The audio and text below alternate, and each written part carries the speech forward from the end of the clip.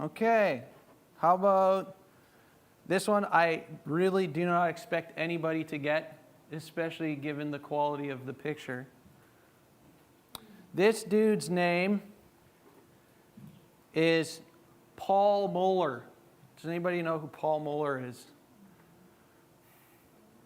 Come on, guys. You didn't read Popular Mechanics when you were on break in high school? Nope.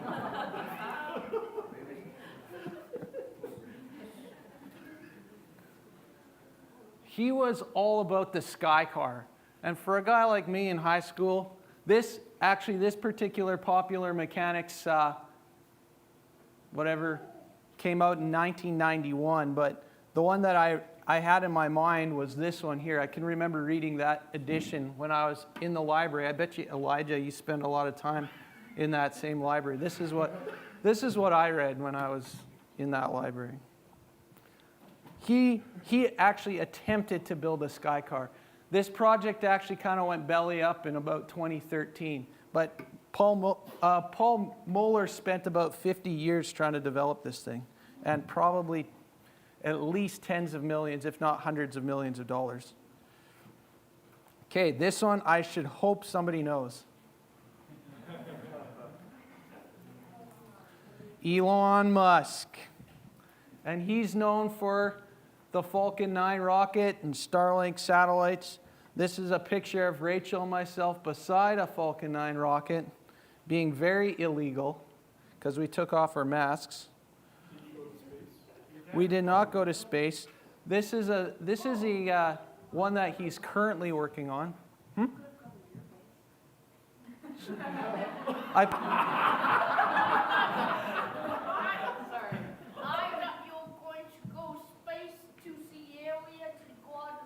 Oh, yeah, to go to the moon, right? This one is supposed to go to the moon if they can ever get past all the red tape. But this one's called the Starship. And how about this dude? Does anybody know who this dude is? Oh, that's bad. Oh. It's not Moses.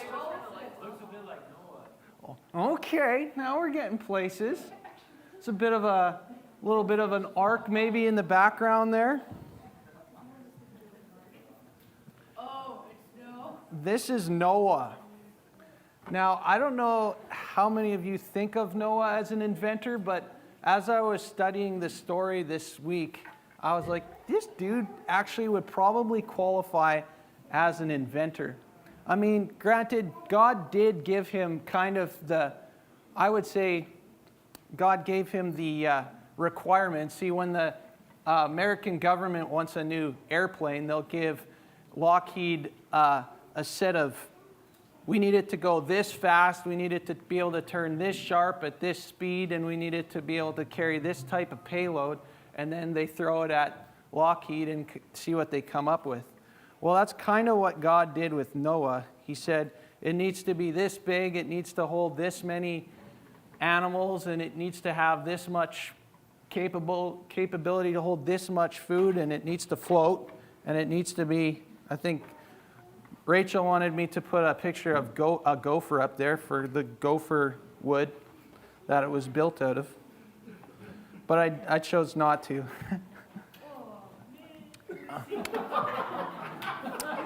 Maybe next time. Maybe. No promises.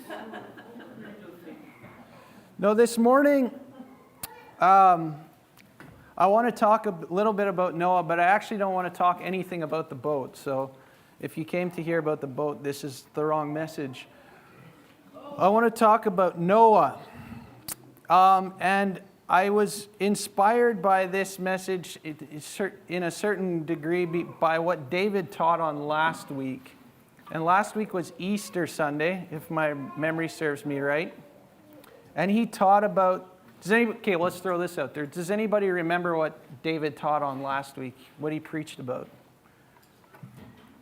What was it, Ezra? Resurrection, yeah. I remember a gray box. Does anybody remember what was in the gray box? Kathy's box? The garden box, yeah, the seed. The seed has to go into the ground and die, and then it becomes resurrected, raised to life, and produces fruit. Well, this morning, I want to talk about the resurrection.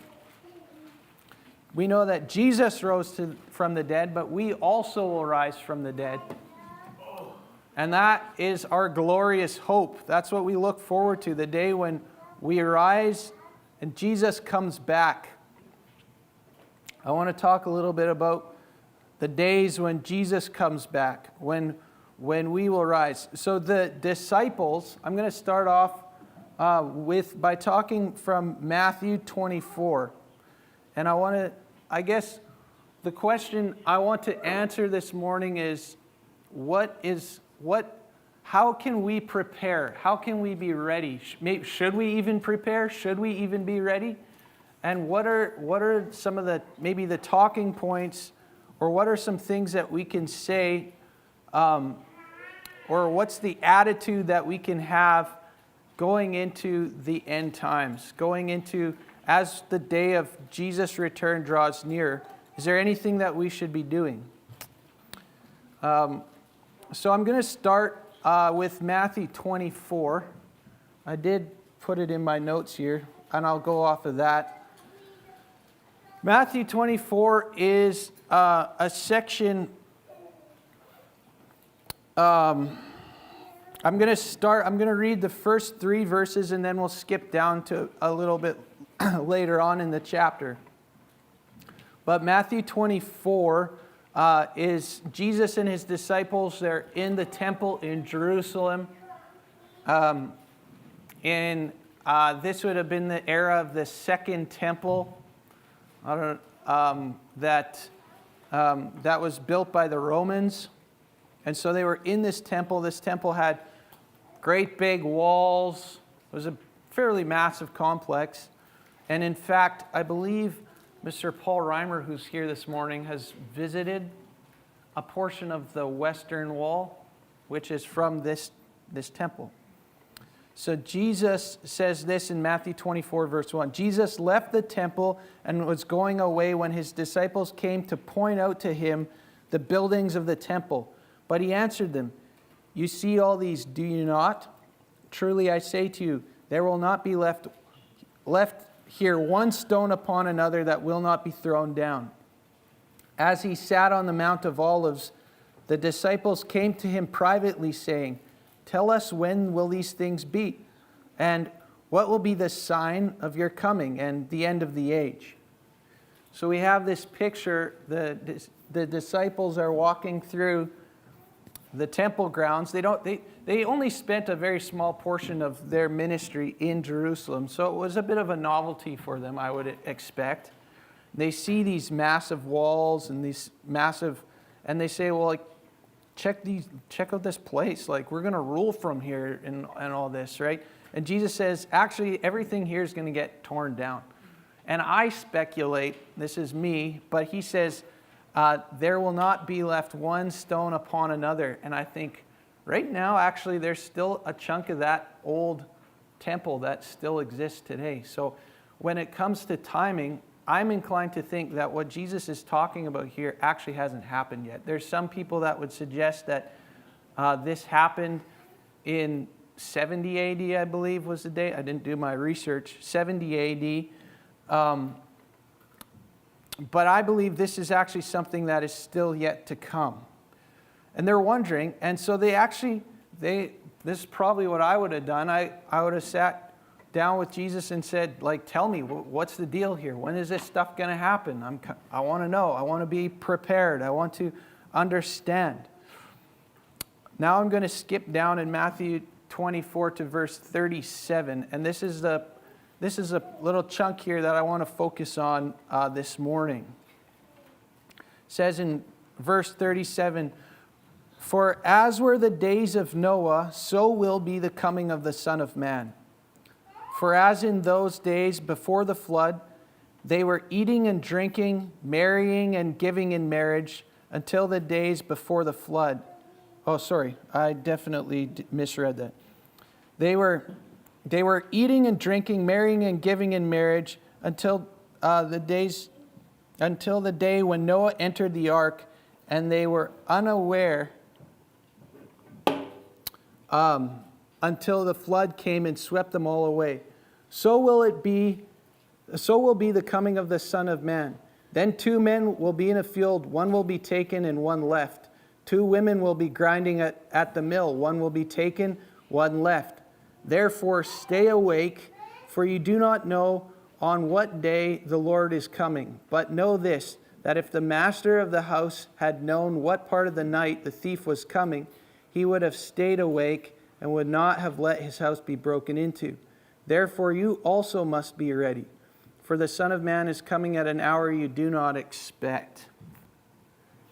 So Jesus, he gives some insight here into the day of his return. Now, I don't know about you, but when I was growing up, there was this idea, and it was pulled right from this very passage. In many respects, there's others that it would have come from, but the idea was, and it's true, but that Jesus will come like a thief in the night. So we need to be ready. But the term "need to be ready" was kind of like he could come whenever we don't know when he's coming. We need to be ready. We don't know if he's going to come tomorrow. We don't know if he's going to come in 100 years. We don't know. I would like to suggest to you a slightly different angle on this subject. Jesus here, he's talking about, for as were the days of Noah, so will be the coming of the Son of Man. I got a question for you. Who's the good guy in the story of Noah? Noah. I got another question for you. Did Noah know when the flood would come? Yeah. He knew that the flood was coming. You bet he did. He was inside the ark. He had 100 years to build the ark. And he built it. He probably used, I don't know what he used, hammers and spikes, iron spikes maybe. I don't know. It was quite the project. If Paul Muller spent 50 years developing a sky car that doesn't work, I can only imagine what Noah might have felt he was up against.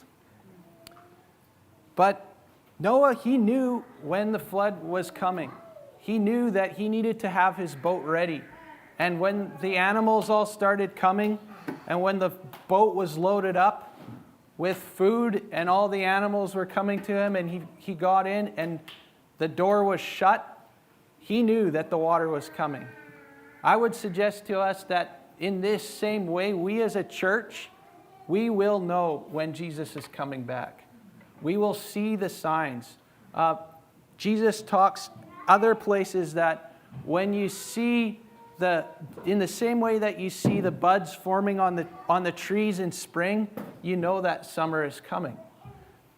We as a church, we will be informed. But the thing is, the world will not be.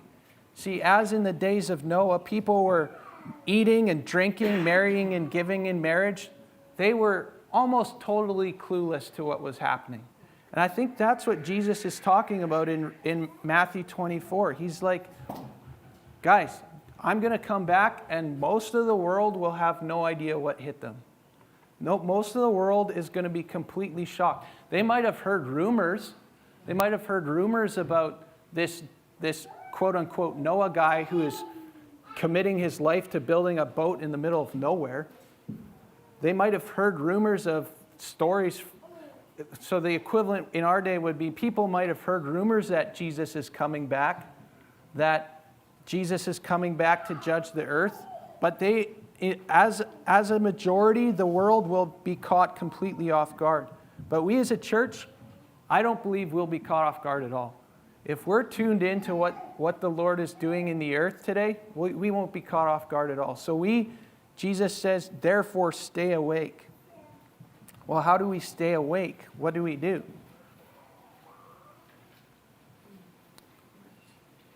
I'm going to go now to Genesis chapter 6, if you want to turn there. This is the story of Noah. So Noah was a man, and he lived in a time when people, they lived for a long time. Today we think an old person is 100 years old. My grandma lived to, I think, just shy of 101. She was pretty old. 100 years is old. But back when Noah walked on the earth, 100 years was still young. You might have just finished your apprenticeship. Noah himself lived well into 900 years old, which is insane when you think about it. But you can accomplish a lot in 900 years. Just going to throw that out there. So Noah, he was, I think he was about 500 years old when this story took place. So he had a few years under his belt there. You thought David was old, but turns out, according to Noah's day, David would actually still be a spring chicken. Sorry, that was... He still is, yeah. Shots. What do you mean about spring chicken? Spring chicken. It's a bit of a weird saying, I agree, now that I think about it. It means you're young. You haven't lived through the winter.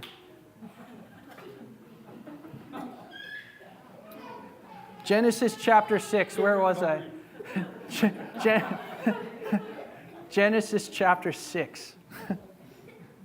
It says this about Noah. These are the generations of Noah. Noah was, I'm starting in verse 9. I don't think I said that. Genesis 6, verse 9. These are the generations of Noah. Noah was a righteous man, blameless in his generation. Noah walked with God. And Noah had 3 sons, Shem, Ham, and Japheth. Now the earth was corrupt in God's sight, and the earth was filled with violence. And God saw the earth, and behold, it was corrupt, for all flesh had corrupted their ways on the earth. And God said to Noah, I have determined to make an end of all flesh, for the earth is filled with violence through them. Behold, I will destroy the earth. I'll stop there. So what do we know about the days of Noah? I think we can see from this passage, because it said 2 or 3 times, the earth was corrupt. So if Jesus says that it will be the same way when he comes back, I think we can very easily come to the conclusion that Jesus will come back in a time of incredible corruption on the earth. There will be a lot of corruption. And if you read the news, we can see that there's an increase of corruption that's coming into our world. So for us as a church, that's a sign. That's something that we need to tune into.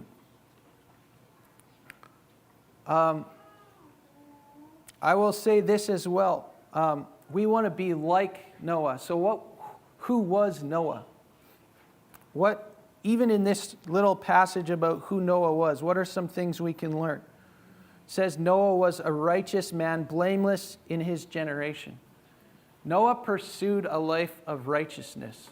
He sought to walk in righteousness, and it says he was blameless. So if Jesus is coming back in a time like Noah's, the church needs to be walking in righteousness. In fact, Jesus says, or it says in Revelation, that he's going to come back for a pure and spotless bride. That means that though the world is going to be increasing in corruption, the church, like Noah, will stand out as a righteous one in their generation. In the generation of the Lord's return, I believe that there will be a vibrant, pure, and spotless bride that Jesus is going to return to. This is what it says in Revelation 19. Then I heard what seemed to be the voice of a great multitude, like the roar of many waters, and the sound of mighty peals of thunder, crying out, Hallelujah, for the Lord God Almighty reigns. Let us rejoice and exult in him, and give him the glory. For the marriage of the Lamb has come, and his bride has made herself ready. It was granted her to clothe herself with fine linen, bright and pure. It says this, for the fine linen is the righteous deeds of the saints.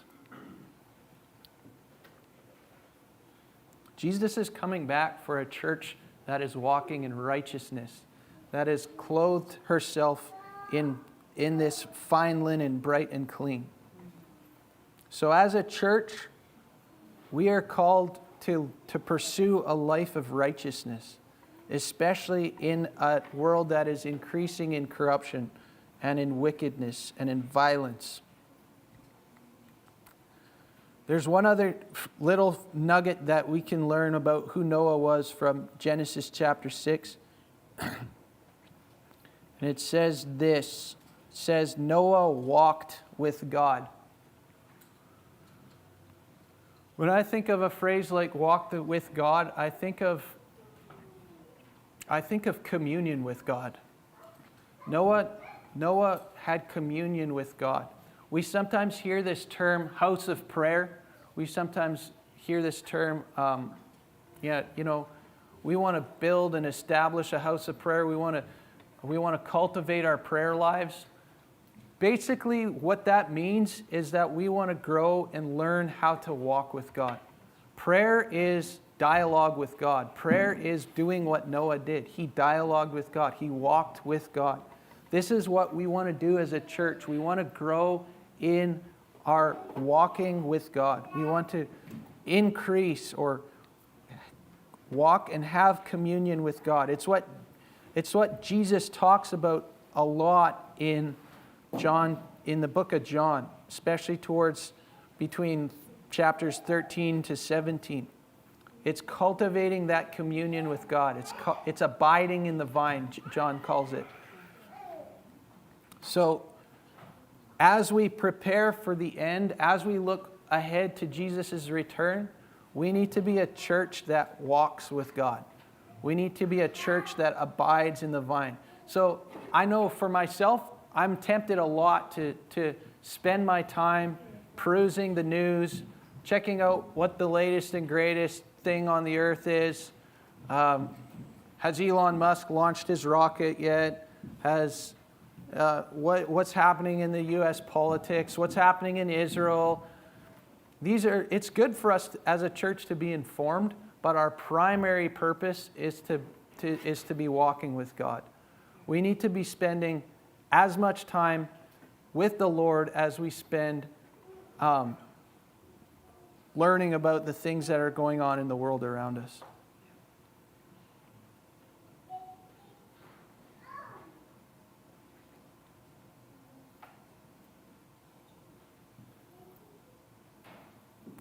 I'm going to look at, this is a bit of a deviation from Noah. But as I was studying this subject, and by the way, there's a lot of content here, and there's a lot of stuff when you study the end times that kind of doesn't make any sense. But last night, Rachel and myself in our daily Bible reading, it was actually Friday night, but I fell asleep, so we had to read it again last night. We read Daniel chapter 12, and this is what it says in Daniel chapter 12. It says, I'll just read a little piece of it here. I'm going to skip over. I'll start at verse 1. Daniel 12 is a pretty short book, or chapter. But verse 1, it says, At that time shall arise Michael the great prince. So, at that time, the time of the end. That's the context here. Michael the great prince, who is charge of your people, or the people of Israel, the Jews. And there shall be a time of trouble, such as has never been since there was a nation till that time. Okay, so this sounds a lot like the days of Noah. Incredible trouble, incredible evil.